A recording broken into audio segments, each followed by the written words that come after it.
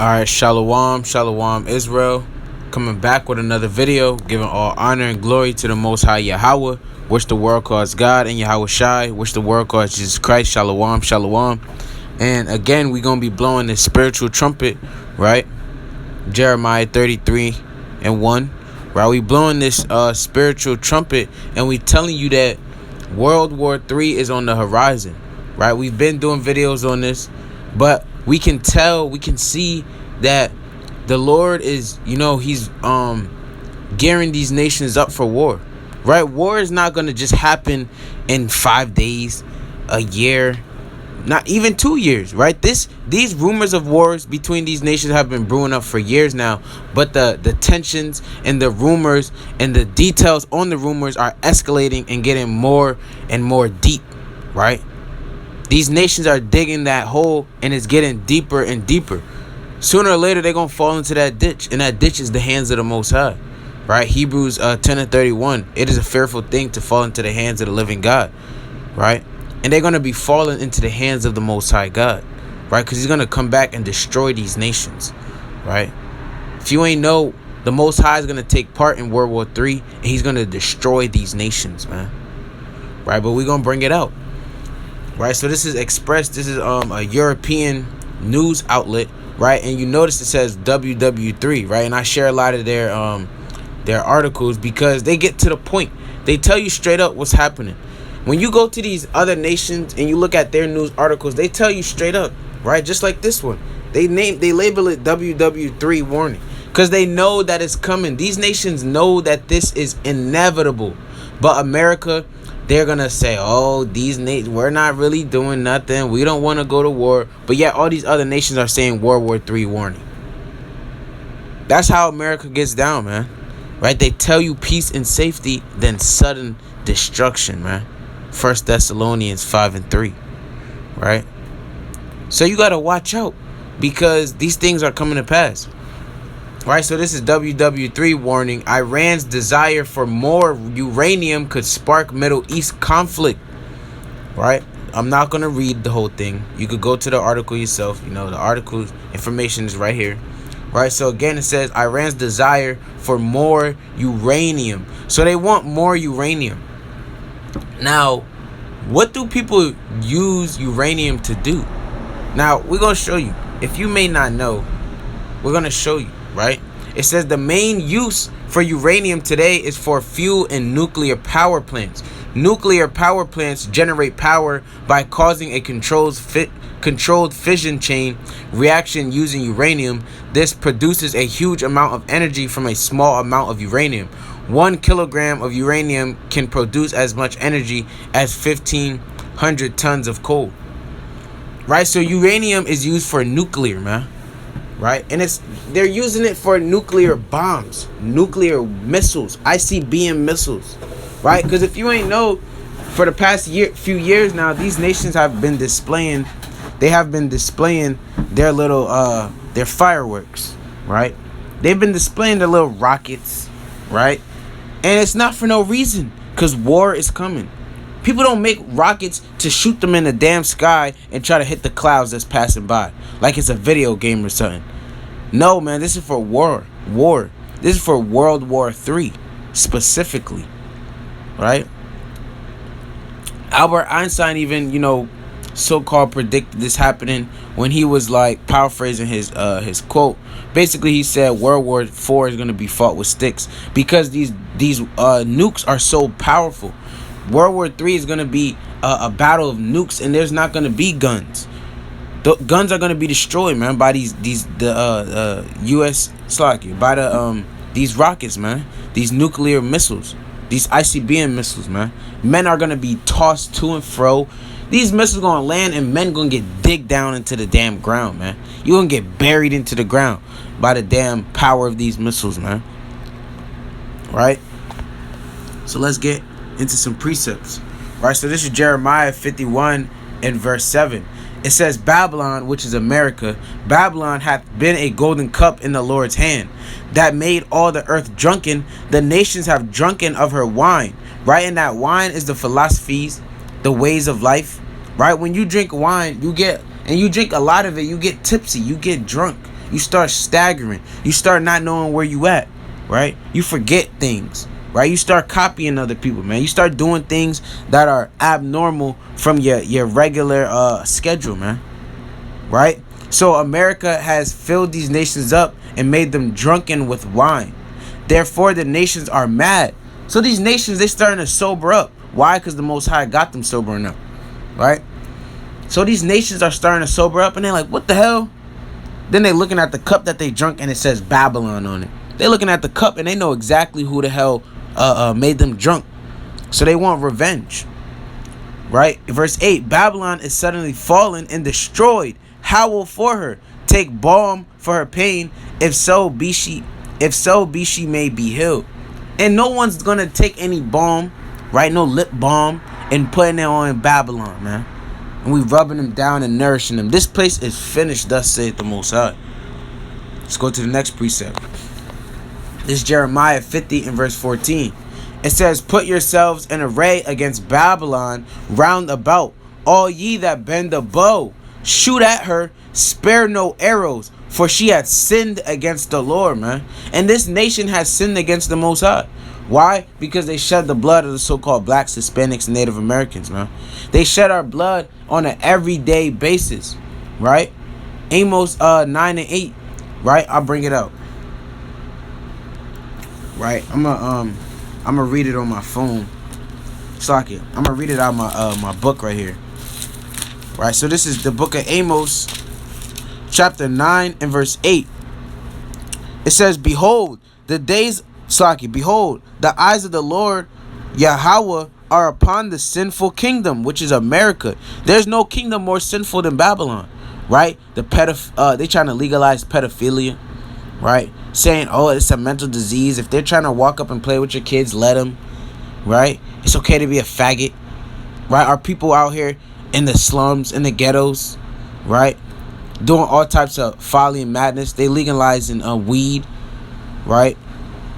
This place is sinful as hell, man. Right? It says, behold, the eyes of the Lord Yahweh are upon the sinful kingdom, and I will destroy it from off the face of the earth, saving that I will not utterly destroy the house of Jacob, saith the Lord. Right? So the Lord said he's not going to destroy Jacob that's keeping the commandments, the so-called blacks, Hispanics that's keeping the commandments. But the sinful kingdom, the Lord's been watching this place, man. This place ain't off the Lord's radar. If anything, this is the loudest thing on the Lord's radar, man. Right? You know, on the ships, the Navy ships, they got the little radar, right? And they got the, you know, the little GPS on it, right? And it got certain dots, certain areas that beep and make sounds. This place is beeping like hell right now, man, because the Lord is watching the sins of this nation. This nation is going far and beyond with its sins, right? And it's going far and beyond with the oppression of the so-called blacks, Hispanics, and Native Americans, right? Every time we get into the hands of these Edomites, they do us dirty, right? If you ain't know, go read the book of 1st Maccabees and 2nd Maccabees, man. These devils do us dirty every time we in their hands, right? So I'll read this again. It says, put yourselves, Jeremiah 50 and 14, put yourselves in array against Babylon round about. So the Lord is calling these nations, and he's saying, gather yourselves together round about against Babylon, because she has made you drunken, right? Babylon has made you drunken. So now that you sobered up, gather yourself against her, all ye that bend the bow, right? All these nations, they got arrows, they got their little ICBM missiles, they got their nuclear missiles, man. Those are their arrows. Bend the bow, shoot at her, spare no arrows, for she hath sinned against the Lord. Right? So these nations, they're gonna be emptying out their nukes on this place, man. This place is gonna see millions of nukes, right? Touching down at one time, right?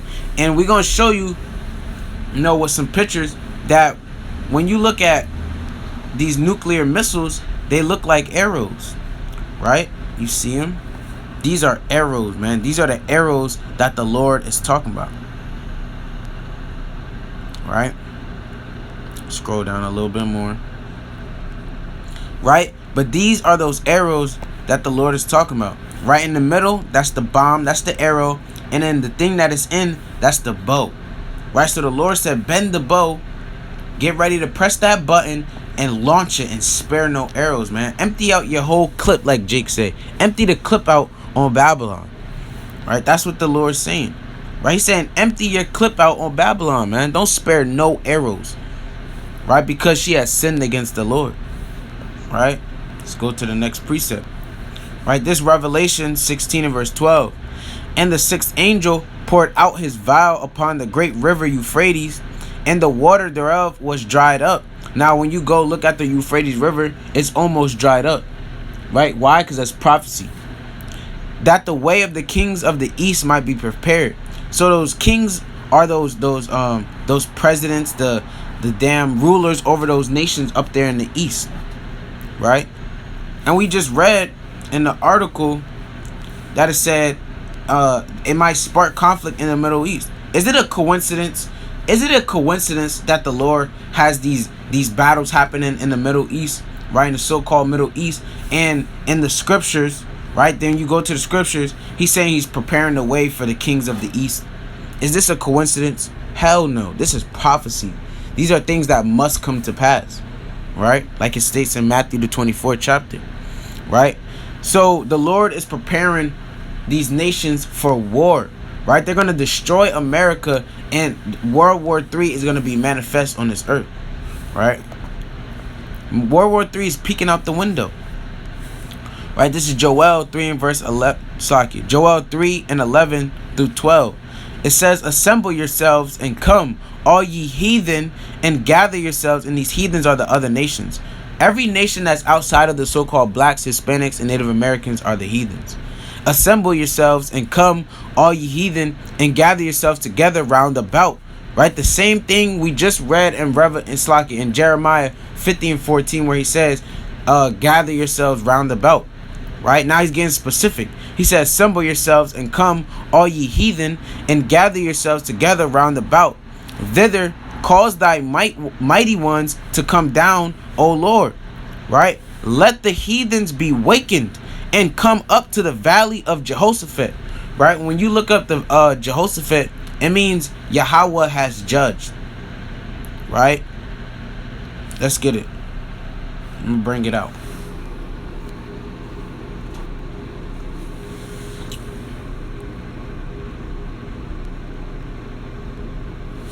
Alright, bear with me. Right, so we're gonna look up Jehoshaphat. Now let's get the definition.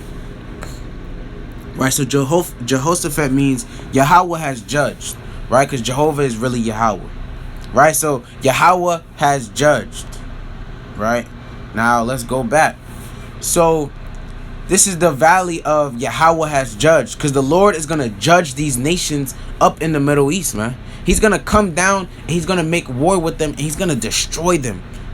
Right? And after Yahweh has judged, man, he has made his judgment. That is righteous judgment. That is the judgment of the Most High God to destroy these nations. Right? For there will I sit to judge all the heathen round about. Now, where is Christianity at with these precepts? Why isn't Christianity going precept upon precept, precept upon precept, line upon line upon line, here a little, there a little, right? On these scriptures, man. On World War III. Why are they not talking about this? Right? Because you're going to come to find out they're getting paid by Esau not to bring this out. But the true servants of the Most High, we're going to blow that spiritual trumpet. We're going to ring the alarms. And we're going to tell you people that the Lord is coming back to judge these nations. And World War III is going to take place. It's not it might, maybe. It will take place because it's the words of the Most High God. Right? Let's go to the next precept. This is Zephaniah 3 and verse 8. Therefore wait ye upon me, saith the Lord, until the day that I rise up to the prey. For my determination, right, in the prey, right, I'm going to read it again. Therefore wait ye upon me, saith the Lord, until the day that I rise up to the prey. Right? And that's these other nations. They're the prey. For my determination is to gather the nations. Again, we're reading about the Lord gathering these nations, that I may assemble the kingdoms to pour upon them mine indignation, meaning my wrath, my hate, my anger, even all my fierce anger. For all the earth shall be devoured with the fire of my jealousy. So the Lord said even the earth is going to be devoured with the fire of his jealousy, man.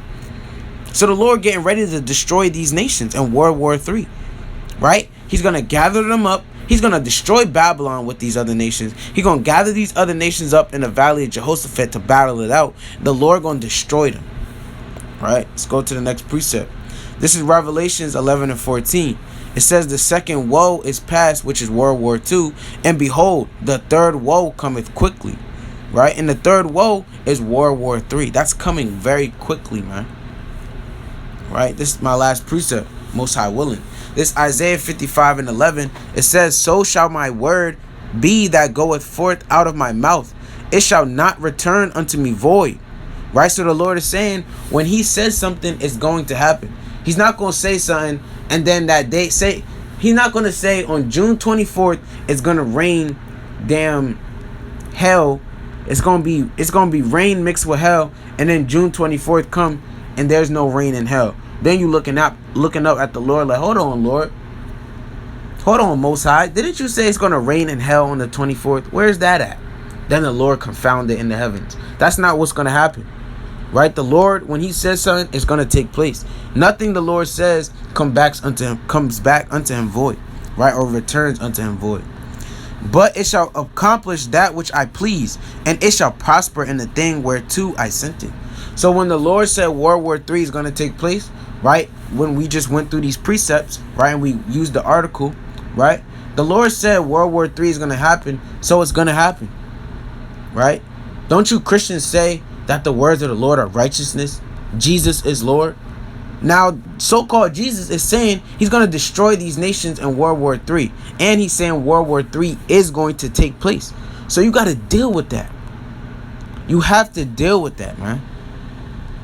Right? And like he said in Isaiah 34 and 16, seek ye out of the book and read, man. None of these things shall fail. All these things that's being said in the Bible are going to take place. None of these things are going to fail. So that being said, I'm going to give all honor and glory to the Most High Yahweh, which the world calls God, and Yahweh Shai, which the world calls Jesus Christ. Shalom, shalom, shalom.